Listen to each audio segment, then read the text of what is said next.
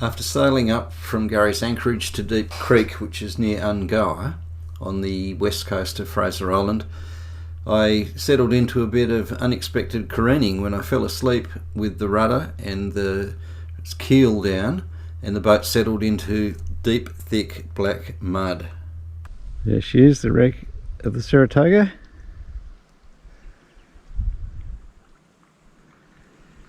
And there she is, the wreck of Mozart.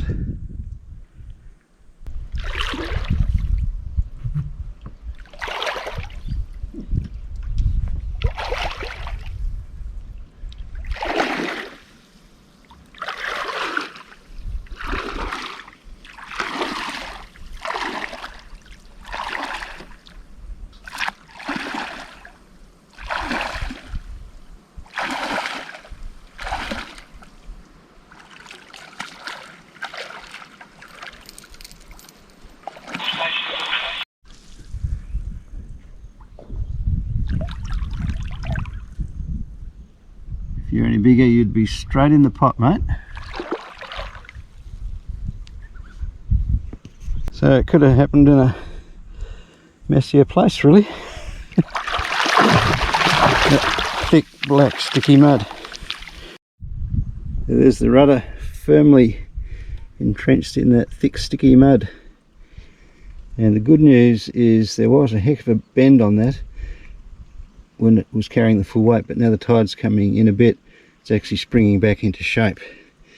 So I think I can take these pins out here and just pop it off now and assess the damage. I had considered attaching the anchor to the halyard and seeing if I could heel it over enough to get at the rudder, but the mud's about up to your thighs, and not sure that I might load something up more than it's intended to do and break something. So I think at this stage the damage is minimal, just that cable, that uphaul cable on the keel to replace, and I carry a spare, but it's pretty awkward to get at, so we'll see how that goes. Well, if there's one thing that this whole exercise is proving, is that when I rebuilt the rudder and the centreboard mechanism and replaced the pivot bolt, I built it really strong because the whole weight of the boat was sitting on the rudder and the keel. There's a lot of stuff that's got to be removed to get at the mechanism, and when it was put back together I was absolutely hell-bent on making sure that none of it leaked. So there's lots of insertion rubber and foam and silicone and contact adhesive, and it'll be interesting to see if when I get it back together if it still is completely watertight.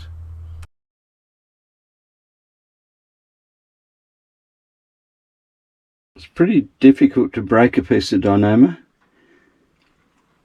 I think what's actually happened here, it hasn't broken. Actually the splice has come undone. You can see there where the locking splice went through, and it would have gone up to here, and so the locking splice itself has come undone. So I'm going to have to Google that one before I redo it.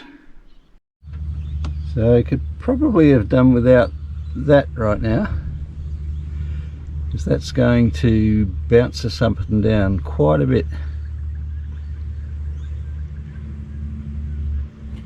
When that weight comes through. Nice boat though.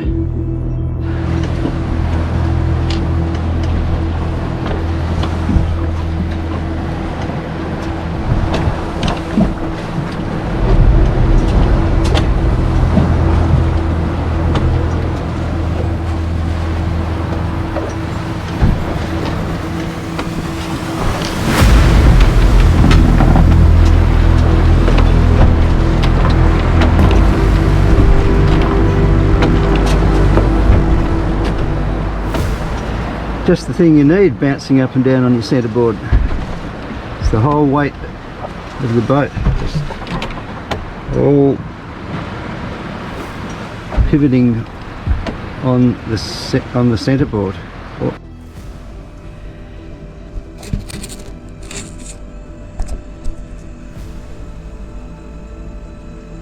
can see down there where the splice at the end of the Dyneema has come undone or slipped.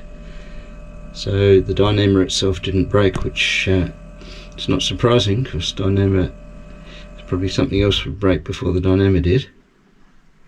You can also see that the line that's attached to the anchor wrapped around the keel in this whole process, and definitely want to be able to get that out of the way before we start winding things up. So the plan is that I'll create a new splice in the end of this, and then drop it down through there, grab a shackle, and once we're afloat and out in some clear water, I can dive down underneath and reattach the shackle to the eye bolt that comes out of the keel. So while I've got this in bits, I'll just check out this bit of Dyneema, which is the uphaul for the keel, and see if there's any wear on it. So far I'm very, very impressed. I replaced 2 steel cables in the first year. Fortunately both of them snapped while it was on the trailer rather than in the water, whereas this time it's come undone. So there's a locking splice, goes a bit like this, and I'm going to have to look it up, but yeah, I think it goes back through another time and then up through the guts there. But I might have to make the splice a bit longer than it was last time, because it's just slipped, and it's probably a good thing, because the Dyneema wouldn't break. It'd probably break something else if I'd put too much pressure on it. So putting the eye splice in here is going to be one thing, but the difficult bit is going to be getting down underneath and doing up the shackle, but it should be okay. As evening settles over Great Sandy Strait and I'm prepared to go into the water, I'm reminded of a baited crocodile trap set just 300 metres from where I am.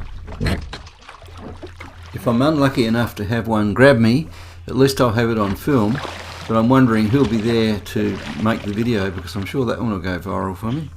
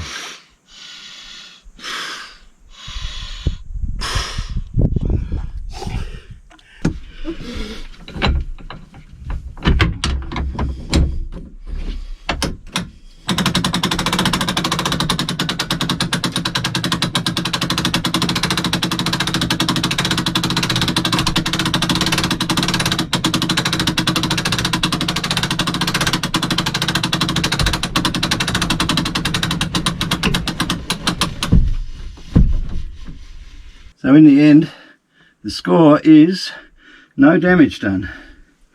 We did some unexpected careening there, had the whole weight of the boat sitting on the keel and the rudder, and did look rather awkward there for a little while. Never fall asleep on a falling tide.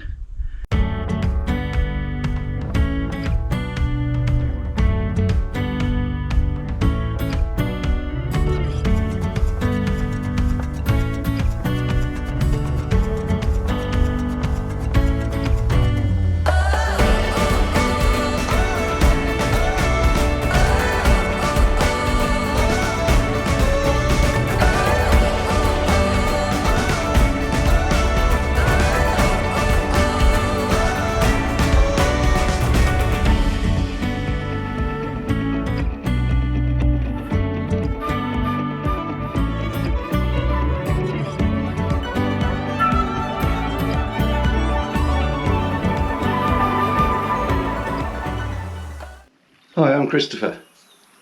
In my day job, I swap hats from sailing moonlight to business pilot. If you're in business and need video marketing or a website that works, you might like to consider using my services and support the channel at the same time.